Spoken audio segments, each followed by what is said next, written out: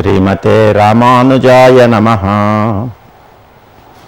నమః ప్రణవశోభితం నవకషాయ ఖండాంబరం త్రిదండ పరిమండితం త్రివిధతత్వనిర్వాహకం దయాంచితదృగంచలం దళితవాది వాగ్వైభవం శమాదిగుణసాగరం శరణమేమి రామానుజం.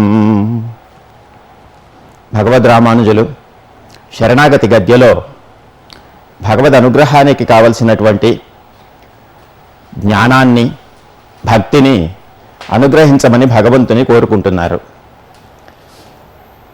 ఇంతకుముందు తేషాం జ్ఞానే నిత్యయుక్తః అని ఆరంభించి భగవద్గీత 3 శ్లోకములలో చెప్పినటువంటి జ్ఞానాన్ని అనుగ్రహించమని ప్రార్థించారు. ఇక పైన దానికి కారణభూతమైనటువంటి భక్తిని ప్రార్థిస్తున్నారు. భక్తిని అనుగ్రహించమని ప్రార్థిస్తున్నారు.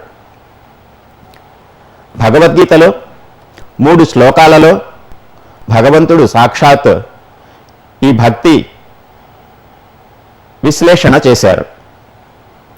దాన్ని ఇక్కడ ఉట్టంకన చేస్తూ ఆ 3 శ్లోకముల యొక్క భాగములను ఉద్ధరిస్తూ ఇటువంటి భక్తియుక్తుని నన్ను చెయ్యుము అని కోరారు. భగవంతుని యొక్క అనుభవము అని చెప్పబడేటువంటి పరమ పురుషార్థ రూపమైనటువంటి ముక్తిని ప్రపన్నుడు లభించాలి అంటే దానికి పరభక్తి, పరజ్ఞానము, పరమభక్తి అనేటువంటివి ప్రపన్నునికి ఉండవలసిన లక్షణములుగా చెప్పబడ్డాయి. భక్తి అంటేనే భగవంతుని యందు ప్రీతిపూర్వకముగా చేయబడేటువంటి అనుధ్యానము, స్మరణము అని చెప్పబడింది. ప్రీతిపూర్వం అనుధ్యానం భక్తిరిత్యభిధీయతే అని. ఆ భక్తి భగవంతుని యందు ఏర్పడితే దాన్ని పరభక్తి అని, దానికి కారణభూతమైనటువంటి భగవంతుని యొక్క స్వరూప రూప గుణ విభూతి ఐశ్వర్యములను తెలియటం, భగవంతునికి శేషభూతునిగా ఉన్నటువంటి ఆత్మ యొక్క యాథాత్మ్య స్వరూపాన్ని తెలియటం పరజ్ఞానము అన్నారు.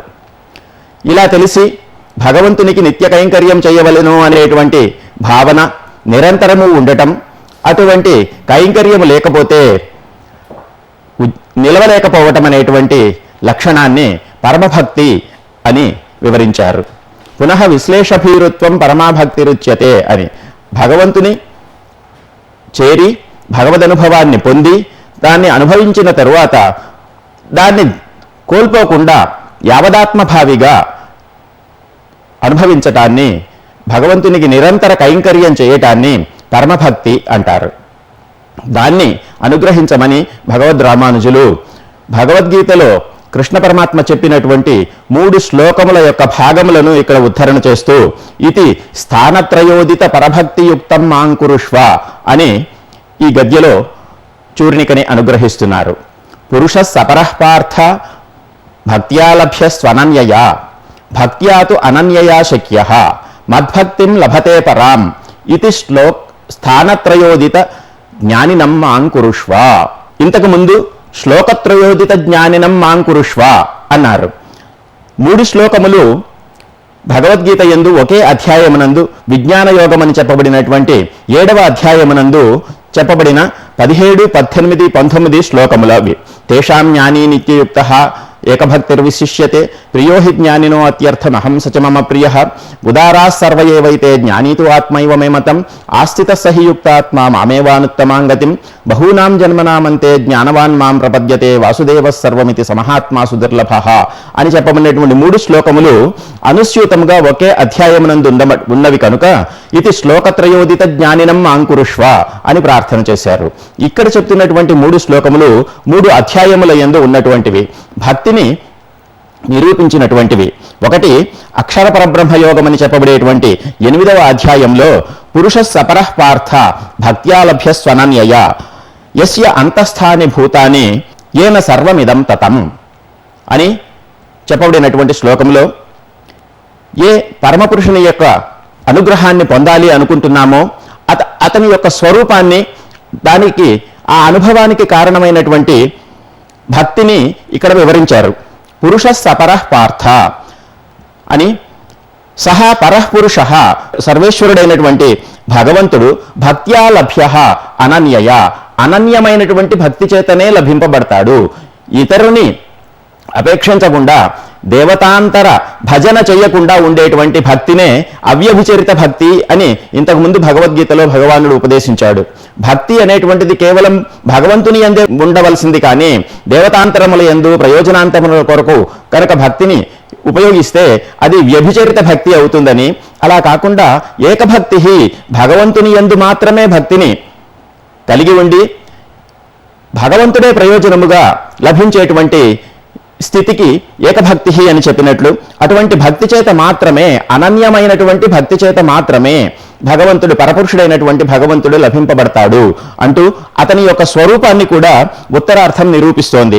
యస్య అంతస్థాని భూతాని, ఈ సమస్త ప్రాణులు ఎవరి యందు నిండి ఉన్నాయో, ఎవరి యందు చేరి ఉన్నాయో అటువంటి భగవంతుడు.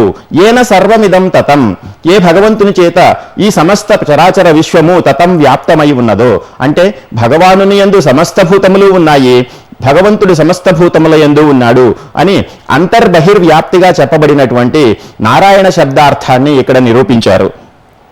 అటువంటి అంతర్వ్యాప్తి, బహిర్వ్యాప్తి, లోకముల యందు అంతటా తాను ఉండేటువంటి వాడు, తన యందు లోకములనన్నిటినీ ఉంచుకునేటువంటి వాడు అని చెప్పబడినటువంటి నారాయణ శబ్దార్థము, అటువంటి నారాయణ శబ్దవాచ్యుడైనటువంటి పరమపురుషుడు భక్తి చేత, అనన్యమైనటువంటి భక్తి చేత మాత్రమే లభిస్తాడు అని అక్షర పరబ్రహ్మ యోగమునందు చెప్పబడిన రీతిగా, అలాగే విశ్వరూప సందర్శన చేసినటువంటి అర్జునుడు చెప్తున్నటువంటి మాటతో భక్త్యాతు అనన్యయా శక్య, అర్జునుడికి భగవంతుడు చెప్తున్నాడు విశ్వరూపాన్ని సందర్శింపచేసి, భక్త్యాతు అనన్యయా శక్య అహం ఏవం విధో అర్జున జ్ఞాతుం ద్రష్టుంచ తత్వేన ప్రవేష్టుంచ పరంతప అని.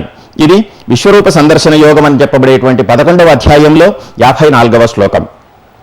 ఇందులో ఏవం విధ, ఈ విశ్వరూపాన్ని ఏ విధంగా నేను నీకు దర్శింపచేశానో, ఇటువంటి గుణ విశిష్టుడనైనటువంటి, ఇటువంటి శక్తి విశిష్టుడనైనటువంటి నా యొక్క స్వరూప రూప గుణ విభవ ఐశ్వర్యములనన్నిటినీ నీకు విశ్వరూపం అనేటువంటి ఈ స్థితిలో దర్శింపజేశాను.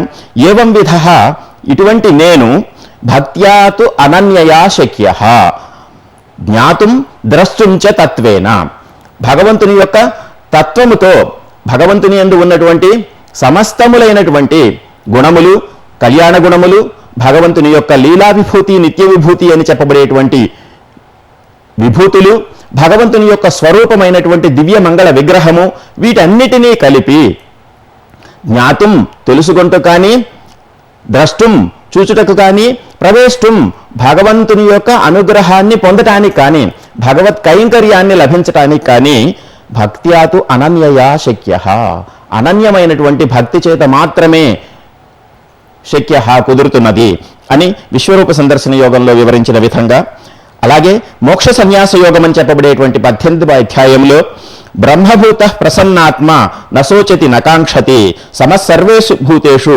మద్భక్తిం లభతే పరాం అని, అమానిత్వం, అదంభిత్వం అని చెప్పినటువంటి అనేకములైనటువంటి ప్రపన్న యోగ్యతలను పరిరక్షణ చేస్తూ, ప్రసన్నాత్మ నశోచతి నకాంక్షతి, అటువంటి వాడు భగవంతుని కోరుకునేటువంటి వాడు ఇతరములైనటువంటి విషయములను గురించి ఆశించడు, అవి లభించలేదు అని శోకించడు. కాబట్టి సర్వభూతముల యందు సమముగా వ్యవహరిస్తూ, సమస్త భూతముల యందు అంతరాత్మభూతినిగా భగవంతుని గ్రహించి, ఆ భగవంతుని యందు ఉన్నటువంటి ప్రీతితో సమస్త భూతములను సమానముగా చూసి వ్యవహరిస్తూ భగవంతుని యందు భక్తిని పొందుతాడు అంటే అని, ఈ విధమైనటువంటి భక్తిని భగవద్గీతలో వివరించినటువంటి దానిని తనకు అనుగ్రహించమని భగవద్ రామానుజులు ఈ చూర్ణిక యందు కోరుకుంటున్నారు.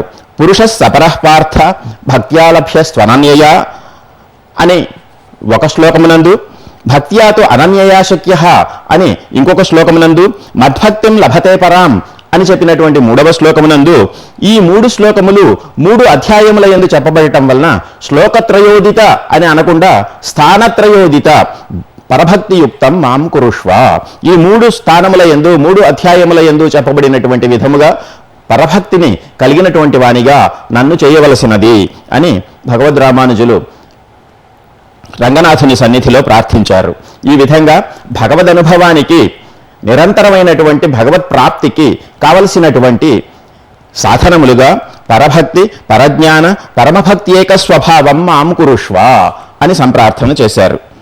తరువాత పరభక్తి, పరజ్ఞాన, పరమభక్తికృత పరిపూర్ణానవరత నిత్య విశదతమ అనన్య ప్రయోజన అనవధికాతిశయ ప్రియ భగవదనుభవ అహం తథావిధ భగవదనుభవజనిత అనవధికాతిశయ ప్రీతికారితా శేషావస్తోచిత శేష అశేష శేషతైకరతి రూప నిత్యకింకరో భవాని అని భగవంతుని సన్నిధి యందు ప్రార్థిస్తున్నారు.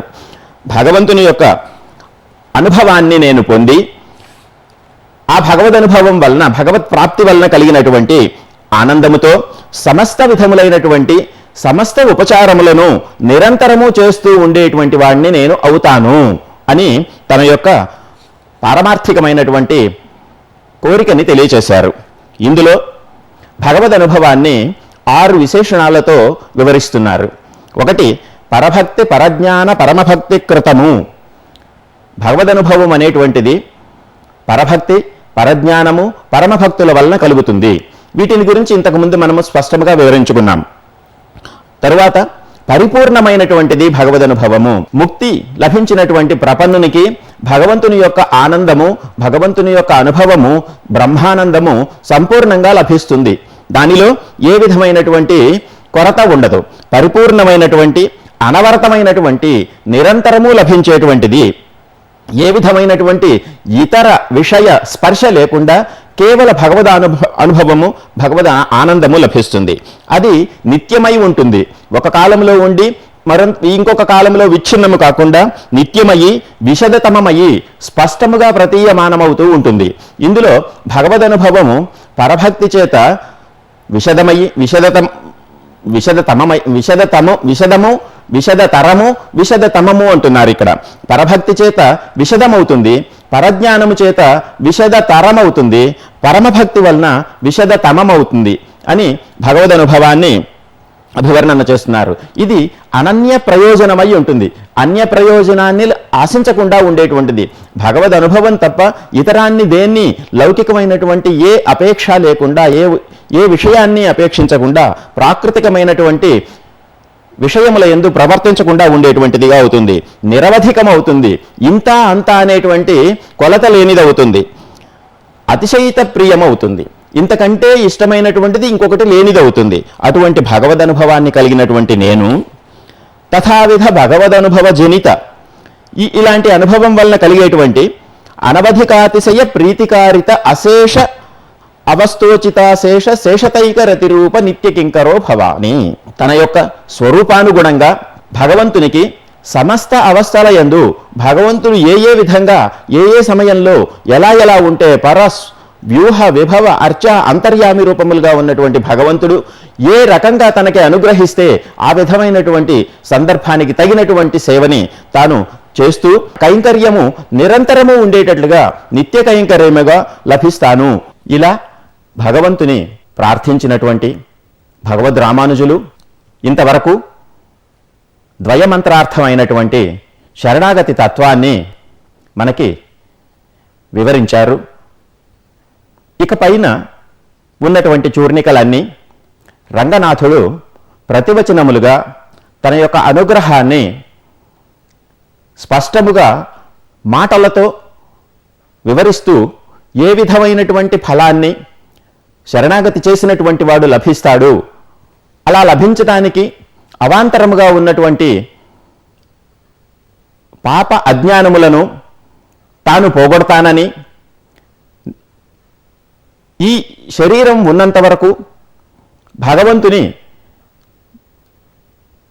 అనుసంధిస్తూ ద్వయమంత్రాన్ని అర్థంతో సహా అనుసంధానం చేస్తూ ఉండవలసినది అని రంగనాథుడు ప్రతివచనములుగా మనకి తెలియచేస్తున్నటువంటి చూర్ణికలని భగవద్ రామానుజులు అనుగ్రహిస్తున్నారు.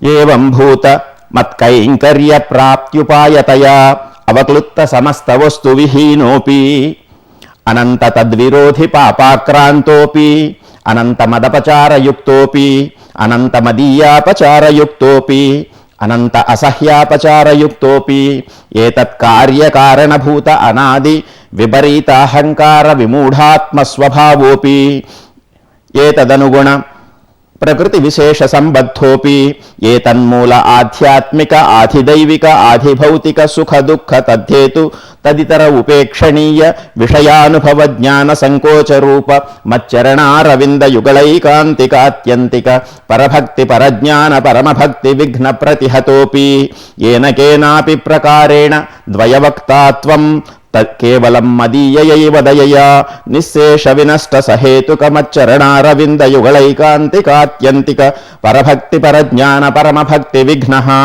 మత్ప్రసాదలబ్ధ మచ్చరణారవింద యుగళైకాంతికాత్యంతిక పరభక్తి పరజ్ఞాన పరమభక్తి మత్ప్రసాదాదేవ సాక్షాత్కృత యథావస్థిత మత్స్వరూప రూప గుణ విభూతి లీలోపకరణ విస్తారః అపరోక్ష సిద్ధమన్నియామ్యత మద్దాస్యైక స్వభావాత్మస్వరూపః మదేకానుభవః మద్దాస్యైక ప్రియః పరిపూర్ణానవరత నిత్య విశదతమ అనన్య ప్రయోజనానవధికాతిశయ ప్రియ భగవదనుభవస్త్వం తథావిధ భగవదనుభవజనిత అనవధికాతిశయ ప్రీతికారిత శేషావస్తోచిత శేషతైకరతి రూప నిత్య కింకరో భవ అని ఈ చూర్ణిక చేత రంగనాథులు ప్రపన్నుడైనటువంటి చేతనుని భగవద్ రామానుజులుగా పురస్కరించుకొని నిత్య కైంకర్యాన్ని నీవు తప్పక లభిస్తావు,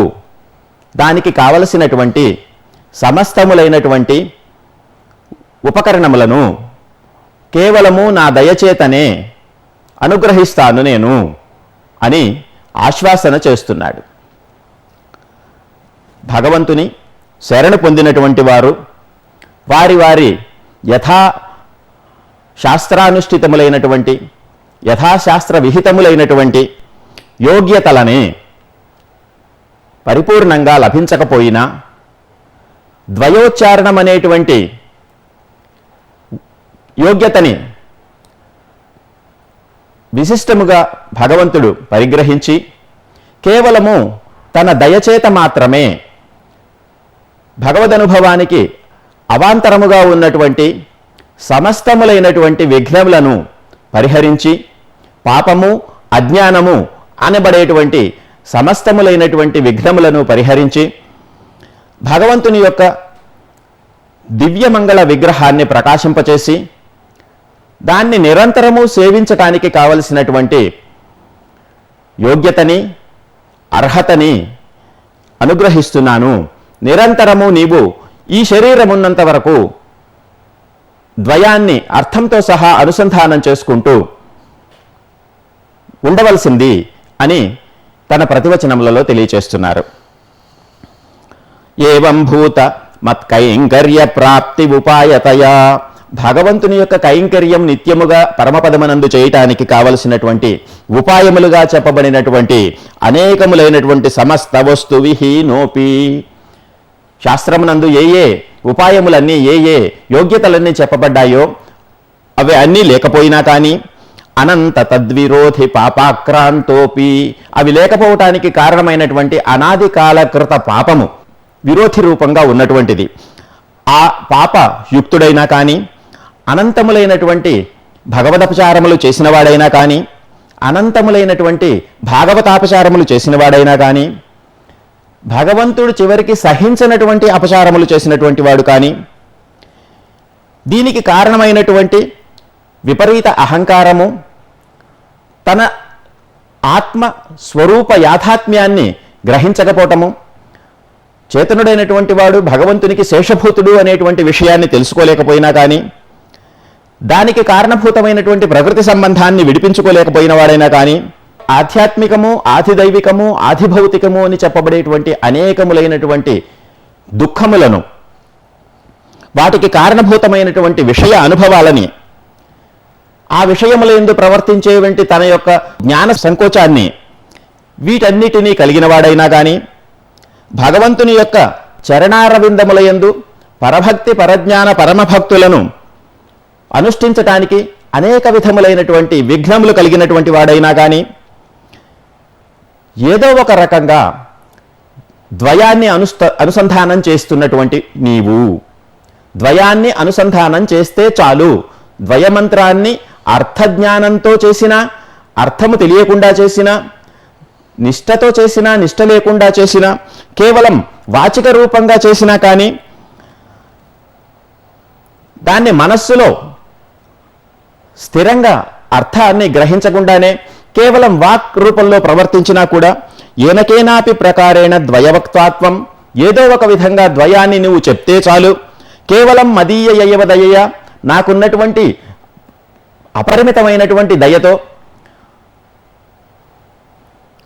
నిశేష వినష్ట సహేతుక మచ్చరణారవింద యుగళైకాంతికాత్యంతిక పరభక్తి పరజ్ఞాన పరమభక్తి విఘ్న, నీకు ఇంతకుముందు ఉన్నటువంటి అనేక విఘ్నములను సమూలముగా వాసనతో సహా తొలగించి నా అనుగ్రహానికి కారణభూతమైనటువంటి భక్తి జ్ఞానాలని అనుగ్రహించి